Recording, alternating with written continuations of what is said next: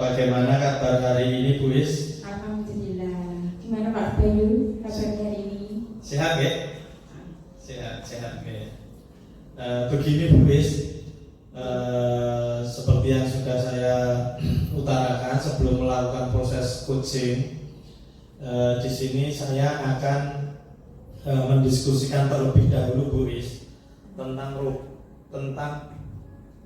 tentang rubrik penilaian di dalam pelaksanaan coaching.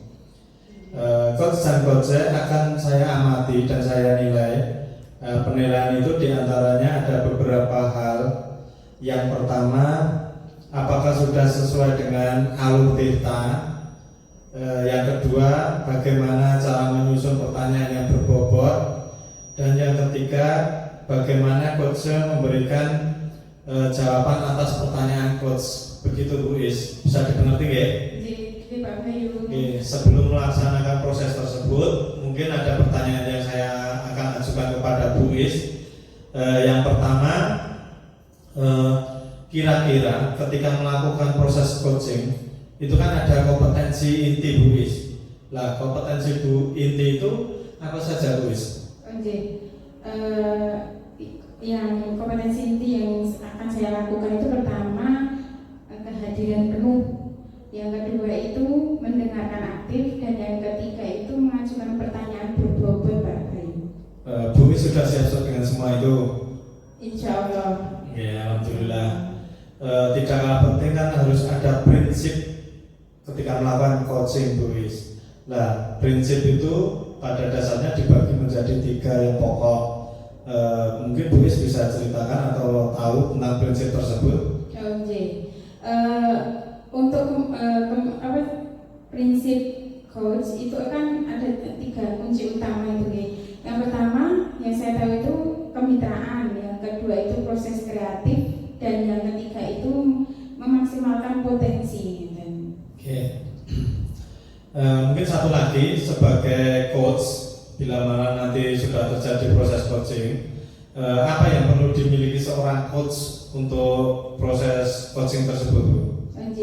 Yang pertama itu fokus pada coaching. Terus yang kedua itu bersikap terbuka dan ingin tahu, menggali informasi dari coaching. Yang ketiga itu memiliki kesadaran diri yang kuat, dan yang keempat itu mampu melihat peluang dan masa depan. Oke. Alhamdulillah kelihatannya Bu Is sudah sangat siap. Semoga nanti kedepannya lancar. Tapi perlu diingatkan kembali, jangan lupa tentang rubrik penilaiannya ya Bu Is. Nanti saya akan mengamati dan melakukan penilaian selama proses coaching berlangsung. Iya Pak Bayu, terima kasih Pak Bayu. Terima kasih Bu Is. Assalamualaikum. Waalaikumsalam warahmatullahi wabarakatuh. Assalamualaikum warahmatullahi wabarakatuh Bu Is. Waalaikumsalam Bu Husna. Apa kabar? Alhamdulillah baik. Bu Husna pripun? Ya, alhamdulillah baik Bu Is. Mohon maaf mengganggu waktunya. Iya, nggak apa-apa, nggak apa-apa. Nanti santai aja ini. Ya. Kita langsung aja yang ke sesi tanya jawab, gimana Bu Husna? Iya Bu Is, siap. Sebelum kita mulai, bagaimana perasaan Bu Husna ini menjelang sesi coaching kali ini? Ada hal yang khusus ingin Bu Husna diskusikan atau fokuskan dulu gitu? Sejujurnya saya itu sedikit merasa agak tegang gitu Bu Is. Kira-kira tantangan di pekerjaan ini membuat saya harus mencari solusi yang secara efektif. Tentu Bu, saya menghargai kejujuran Bu Husna. Mari kita jadikan sesi ini sebagai ruang untuk menjelajah solusi bersama. Apakah ada hal khusus yang ingin kita bahas lebih mendalam hari ini gitu? Ada Bu Is, tapi mungkin nanti kalau kira-kira di akhir sesi gimana? Oke, nggak masalah. Kita langsung ke sesi tanya jawab aja, gimana Bu? Iya, siap Bos. Iya, oke. Di sini apa tujuan yang ingin Bu Husna capai dari sesi coaching ini? Saya ingin meningkatkan kualitas diri saya dan kompetensi kemampuan diri saya yang berkaitan dengan presentasi di depan umum. Baik, itu nggih. Apa definisi tujuan akhir yang diinginkan Bu Husna ini? Saya ingin bisa presentasi itu dengan penuh percaya diri dan membuat audiens itu bisa melihat dan mempercayai saya dan membuat terkesan dengan hasil presentasi yang sudah saya lakukan. Kira-kira seperti itu. Oke, bagus itu. Kira-kira ukuran keberhasilan yang ingin diinginkan dari sesi coaching ini apa nih? Saya akan berusaha presentasi dengan penuh percaya diri dan kira-kira dengan lancar dan tanpa adanya rasa gugup. Lalu yang berkaitan dengan audiens, saya mendapatkan feedback dari audiens itu dapat feedbacknya yang baik. Oke. Sekarang kita masuk ke tahap identifikasi coba ya. Apa yang membuat Bu Husna merasa kesulitan dalam presentasi? Saya kadang merasa gugup itu Bu Is. Dan ketika saya merasa gugup, kadang saya merasa lupa dengan yang harus saya sampaikan atau yang saya katakan. Kira-kira begitu. Saat presentasi tentunya. Mungkin bisa diceritakan itu bagaimana perasaan yang muncul gitu saat presentasi?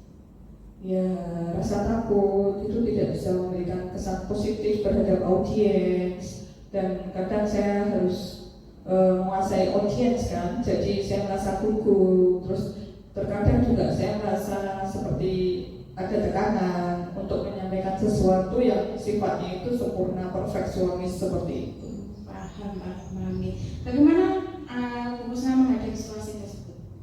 Ya, mohon bimbingannya deh saya untuk membimbing saya dengan pertanyaan-pertanyaan. Jadi coach kan membimbing saya dengan pertanyaan yang membuat saya lebih merenung diri, membuka ruang bagi saya untuk menyusun pemahaman yang lebih mendalam mengenai tantangan yang saya hadapi, dan saya lebih merasa untuk bisa didengar dan mendapat dukungan positif dari audiens seperti itu. Kita akan bersama-sama mencari solusi untuk mengatasi hambatan itu nih Bu Husna. Apakah ada hal lain yang ingin Bu Husna tambahkan?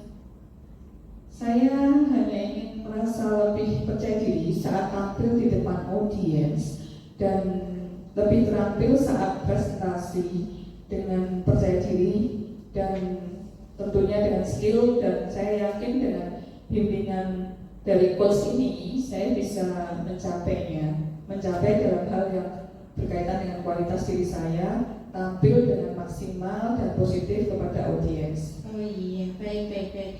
Sekarang bagaimana kalau kita merancang aksi? Apa rencana Bu Husna dalam mencapai tujuan presentasi yang Bu Husna inginkan? Tentunya saya akan mempersiapkan materi presentasi yang baik, lalu saya berlatih presentasi di depan umum dan mencari feedback dari teman atau mentor. Jadi feedback ini fungsinya adalah sebagai masukan dan sifatnya yang membangun buat diri saya, supaya saya bisa lebih mengembangkan kualitas diri saya menjadi lebih baik. Iya, bagus. Adakah prioritas yang Bu Husna miliki dari rencana aksi Bu Husna itu? Prioritas saya adalah mempersiapkan materi presentasi dengan baik dan berlatih presentasi di depan cermin. Saya percaya bahwa fondasi yang kuat dalam materi dan latihan akan membantu mengatasi rasa gugup saya saat presentasi di depan audiens. Mungkin ada strategi yang digunakan untuk mencapai tujuan presentasi itu? Tentunya saya akan mencari referensi baik buku maupun secara online seperti itu yang berkaitan dengan materi presentasi yang sangat menarik dan baik. Lalu saya juga akan mempersiapkan slide presentasi yang baik, bagus, menarik, dan secara desain tampilan juga menarik untuk audiens. Dan tentunya saya juga akan berlatih presentasi, lalu saya fokus pada intonasi dan gerakan tubuh atau gestur saya saat prestasi. Lalu saya juga berencana untuk meminta feedback konstruktif untuk terus memperbaiki diri saya sendiri. Jadi yang bersifat membangun kualitas dan kompetensi diri saya sendiri. Ini itu adalah langkah-langkah yang sangat baik itu Bu Kusna.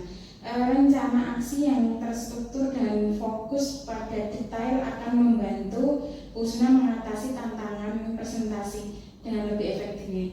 Bagaimana kalau Bu Kusna lihat tindak lanjut dari rencana itu? Tentunya saya berkomitmen untuk mempersiapkan materi presentasi dengan baik. Lalu saya akan berlatih presentasi di depan cermin dan mencari feedback atau masukan dari teman atau mentor atau siapapun yang lebih senior daripada saya. Saya akan banyak belajar dari mereka semua supaya bisa presentasi dengan baik di depan audiens. Siapa dan apa yang dapat membantu Bu Kusna dalam menjaga komitmen itu? Saya akan meminta bantuan teman atau mentor, lalu untuk memberikan feedback dan membantu saya dalam berlatih presentasi. Jadi dalam berlatih presentasi tentunya saya akan minta bantuan teman maupun mentor. Lalu saya juga percaya dukungan mereka semua akan mendorong motivasi dan pemantik perbaikan kualitas diri saya serta kompetensi diri saya untuk berprestasi di depan audiens dengan baik. Iya. Terus tindak lanjut dari kegiatan coaching ini apa? Saya akan terus berlatih presentasi dan mencari feedback dari teman atau mentor untuk terus meningkatkan kemampuan presentasi saya. Kegiatan ini tidak hanya menjadi fokus sementara, tetapi juga sebuah perjalanan berkelanjutan menuju perkembangan kompetensi dan kualitas diri saya sendiri, terutama pengembangan diri saya dalam berkomunikasi efektif seperti itu. Bagus itu Bu Kusna antar strategi dan langkah-langkahnya. Semoga nanti kedepannya akan lebih baik lagi. Yang tadi. Terima kasih Bu I. Iya, sama-sama Bu Kusna. Makasih Bu Kusna. Assalamualaikum Bu I. Waalaikumsalam warahmatullahi wabarakatuh.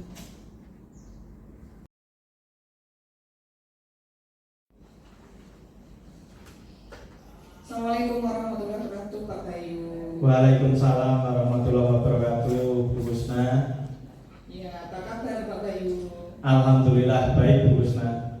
Oke, ini sebelum melakukan proses coaching ya Pak Bayu, ini antara coach dan coach saya akan menilai dan tentunya saya juga mengamati apakah nanti kira-kira sesuai dengan alur cerita atau tidak. Iya baik Bu.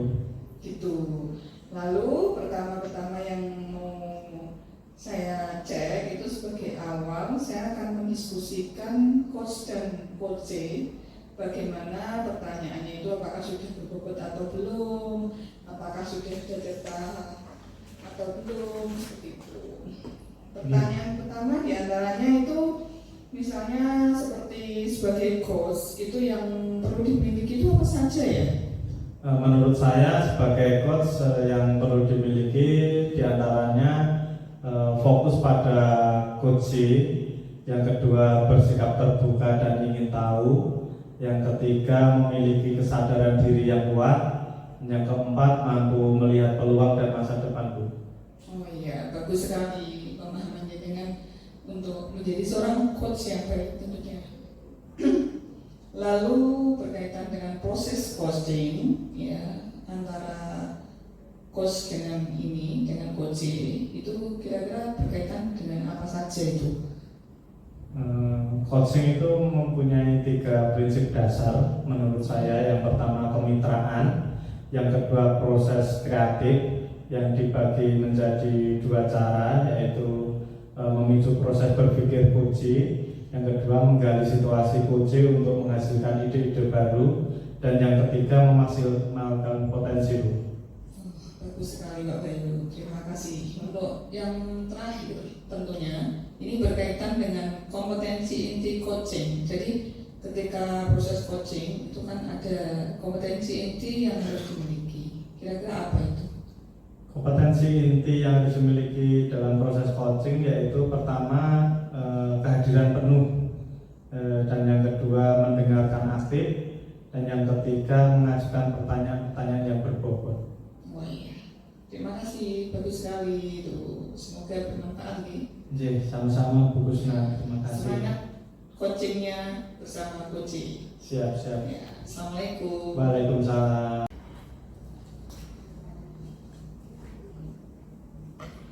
Assalamualaikum Pak Bayu.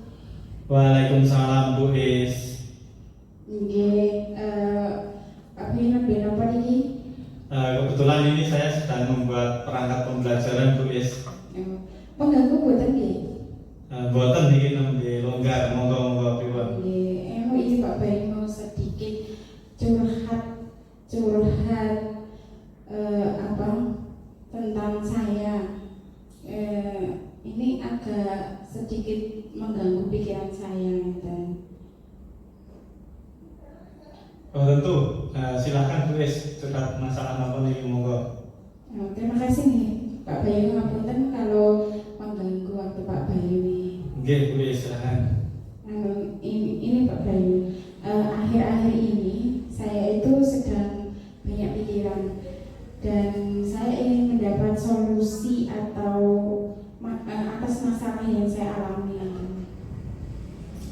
Baiklah Bu Is, semoga dengan pertemuan kali ini panjenengan mendapatkan solusi atas permasalahan yang jenengan rasakan dan semoga bisa membantu untuk mencari jalan keluarnya Bu Is. Sekarang Bu Is ceritakan apa yang membuat Bu Is banyak pikiran saat ini. Sebenarnya ini saya alhamdulillah sebenarnya saya mendapat panggilan PPG. Selain itu saya juga mendapat tugas dari kepala sekolah menjadi koordinator batik dalam rangka gelar karya yang akan didatangi oleh Ibu Bupati. Di lain sisi saya juga mempunyai tugas kewajiban mengajar di kelas 6 tunarungu. Karena ya sebentar lagi ini kan sudah akan menuju besok ini sudah mau menuju asesmen sumatif akhir semester. Jadi saya itu bingung ya Pak Bayu. Bingungnya bagaimana Bu Is? Coba Bu Is jelaskan secara detail peristiwanya supaya saya bisa tahu gitu. Bingungnya itu bagaimana cara menjalaninya, mengatur waktunya gitu. Oh begitu masalahnya. Menurut Bu Is, apakah ada kegiatan yang harus diprioritaskan dalam waktu ini?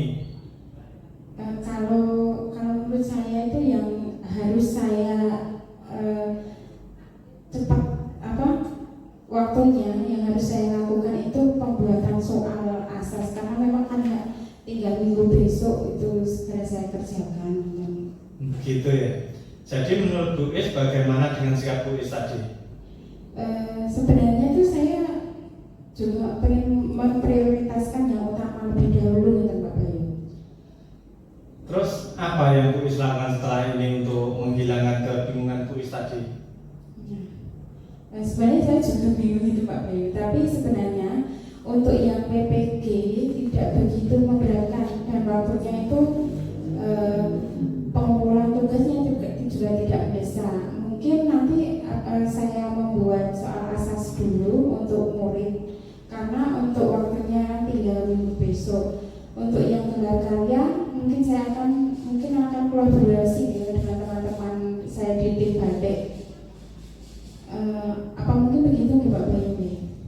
Sangat bagus itu Bu Is, solusi yang akan dilakukan Bu Is itu sangat luar biasa untuk mengatasi masalah yang Bu Is hadapi. Alhamdulillah. Mungkin nanti Pak Bayu lumayan ini agak lega, nggak ada apa yang ada di pikiran saya itu bisa plong ya untuk penyelesaian masalah ini. Mungkin dengan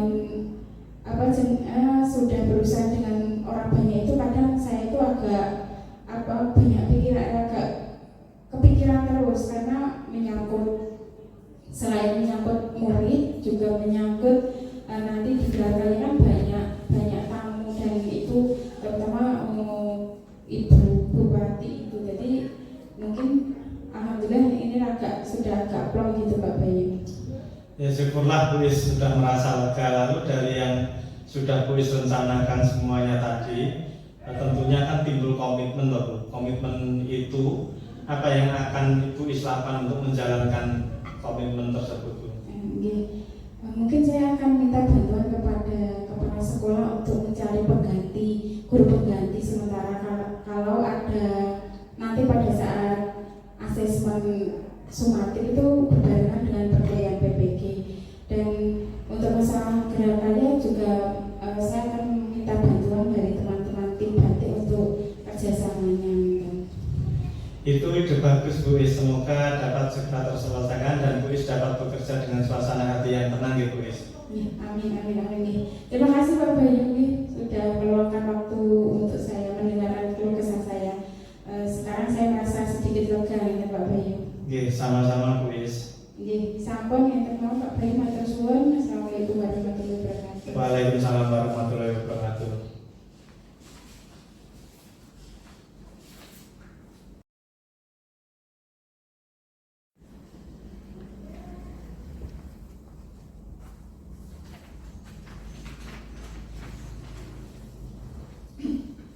Assalamualaikum warahmatullahi wabarakatuh Bu Husna. Waalaikumsalam warahmatullahi wabarakatuh Pak Bayu. Selamat siang Bu Husna. Apakah Bu mempunyai waktu luang hari ini untuk saya? Iya, saya ada ruang waktu Pak Bayu. Tidak mengganggu. Ada apa ini? Mohon maaf Bu, saya jadinya tetap mengganggu waktu Ibu ini. Tidak apa-apa Pak. Ada masalah apa? Begini Bu Husna, saya mau curhat tentang masalah saya. Apakah Ibu Husna bisa membantu saya nggih? Dengan senang hati Pak. Kira-kira masalahnya apa yang bisa saya bantu? Begini, sebenarnya saya hanya ingin mendapatkan solusi atau pemecahan masalah yang sedang saya hadapi Bu Husna. Masalahnya apa Pak? Coba ceritakan. Yang sedang Bapak rasakan mungkin bisa saya bantu. Bu Husna tentunya ingat ya, beberapa hari yang lalu ketika Pak pengawas sekolah kita melakukan supervisi dan datang ke sini, kebetulan juga waktu itu masuk ke kelas saya.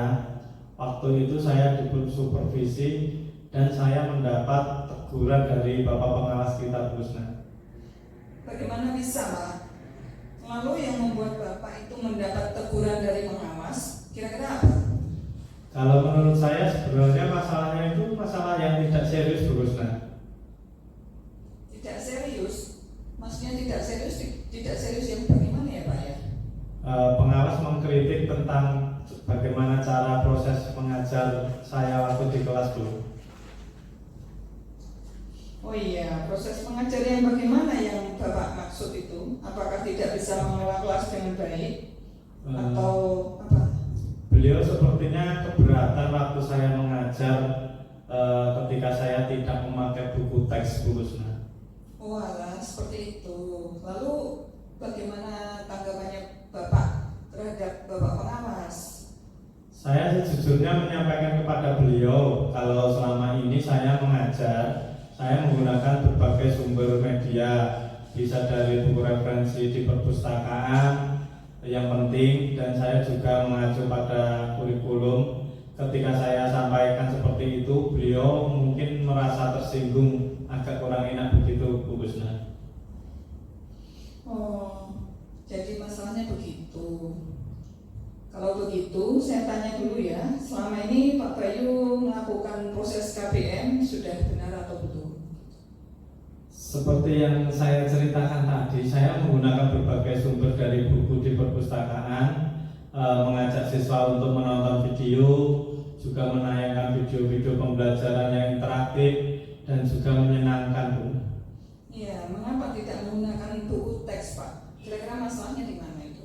Kalau menurut saya, sumber belajar yang saya gunakan ini sudah memudahkan siswa. Siswa juga termotivasi dan juga mengacu pada kurikulum Bu Husna. Iya, sebenarnya sudah bagus ya Pak ya. Lalu kira-kira bagaimana hasilnya saat Bapak mengajar menggunakan sumber belajar tersebut? seperti yang kita ketahui, karakter siswa itu kan berbeda-beda dan sangat unik, dan tentunya cara belajarnya pun berbeda-beda pula. Betul juga Bu, kenapa saya tidak kepikiran ke sana ya? Selama ini ada beberapa siswa yang hasilnya masih kurang maksimal Bu Husna. Ya, itulah pentingnya Pak, buku teks sebagai sumber belajar. Mungkin harapan dari Bapak pengawas itu kemarin itu adalah seperti itu Pak. Jadi supaya Bapak menggunakan sumber belajar dengan buku teks, mungkin dianggap lebih penting seperti itu. Saya pikir ada benarnya juga ya Bu. Setelah Bapak bercerita seperti ini, lalu bagaimana perasaannya? Terus terang saja beberapa hari ini saya merasa kurang nyaman Bu. Saya menjadi resah, kepikiran, dan di rumah itu terus memikirkan hal itu. Dengan masalah ini akibatnya pekerjaan lain jadi agak terbengkalai Bu, jadi terganggu. Lalu yang membuat Bapak merasa resah dan tidak nyaman itu kira-kira apa? Sebetulnya yang membuat saya resah dan tidak nyaman itu karena Bapak pengawas itu menyampaikan hal tersebut kepada kepala sekolah kita. Saya takut nanti akan jadi masalah di kemudian hari hubungannya saya dengan kepala sekolah itu Bu. Jika saya dapat menyimpulkan, yang membuat Bapak merasa tidak nyaman adalah saat supervisi, karena Bapak tidak menggunakan buku teks sebagai sumber belajar. Dan ketika pengawas memperingatkan, Bapak memberikan argumen sehingga hal itu membuat pengawas merasa tersinggung mungkin. Seperti itu. Lalu menyampaikan kepada kepala sekolah. Seperti itu. Mungkin itu masalahnya. Oh iya ya Bu, kira-kira saya akan dipanggil dan ditegur kepala sekolah atau tidak ya Bu? Kalau menurut saya sih untuk masalah ini Bapak bisa merefleksi dan mempersiapkan diri. Nanti jika kira-kira ditegur kepala sekolah, ya harus siap menjelaskan masalah yang sebenarnya terjadi. Dan pasti beliau selaku Bapak kepala sekolah akan menyampaikan hal-hal positif sehingga menambah semangat dalam hal mengajar. Mudah-mudahan gitu. Iya. Lalu dari apa yang sudah disampaikan, apa rencananya Pak Bayu ke depannya? Kemungkinan ke depannya saya berniat untuk menemui beliau untuk membicarakan hal ini. Saya akan konfirmasi, mungkin beliau akan memberikan solusi begitu Bu. Lalu apakah ada hal lain yang akan dilakukan? Tentu saya juga akan menemui pengawas dan saya akan meminta maaf kepada beliau. Kemudian terkait proses belajar mengajar saya ke depannya, saya juga akan menggunakan buku teks dan meminta saran kepada pengawas bagaimana menjalankan proses belajar mengajar yang baik Bu. Lalu bagaimana dengan proses kegiatan belajar mengajar selanjutnya Pak? Kira-kira bagaimana itu? Insya Allah setelah ini saya akan memakai buku teks untuk sumber belajar utama, walaupun nanti sumber belajar yang kemarin akan saya terapkan juga karena siswa sudah merasa nyaman dengan cara tersebut. Iya, langkahnya Pak Bayu sudah bagus dan tepat sekali. Semoga nanti bermanfaat buat anak-anak juga, buat lingkungan sekolah juga. Syukurlah sekarang saya merasa lega Bu, karena jujur saja saya itu takut mengambil langkah dalam menyelesaikan masalah ini. Apalagi kalau sudah berurusan dengan Bapak pengawas sekolah, juga dengan atasan kita Pak kepala sekolah, agak khawatir takutnya nanti malah salah langkah atau malah gimana Bu. Ya, syukurlah Pak kalau sudah merasa lega dan merasa nyaman dengan sudah cerita sharing seperti ini. Lalu dari yang sudah direncanakan oleh Pak Bayu, kira-kira komitmen apa yang akan dilakukan untuk menjalankan rencana tersebut? Rencananya apa? Untuk komitmen atau rencananya dalam proses belajar mengajar, saya akan mengacu pada kurikulum, kemudian mematuhi peraturan-peraturan yang termasuk aturan dari pengawas tentang penggunaan buku teks Bu. Lalu dukungan apa yang dibutuhkan Pak Bayu untuk melakukan komitmen tersebut supaya bisa berjalan dengan baik? Itu juga masih dalam pikiran saya Bu. Mungkin saya akan mencoba berkomunikasi dengan teman sejawat atau pelajaran, atau mungkin dengan guru senior, Jadi kamu bisa sama-sama saling mengingatkan atau saling memberi tahu gitu Bu. Iya, itu ide bagus sekali ya Bapak Ibu. Semoga dapat segera terselesaikan dan dapat bekerja dengan suasana hati.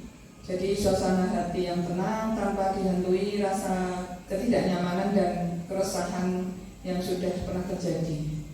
Amin, terima kasih banyak Bu Husna untuk waktunya mendengar keluh kesah saya.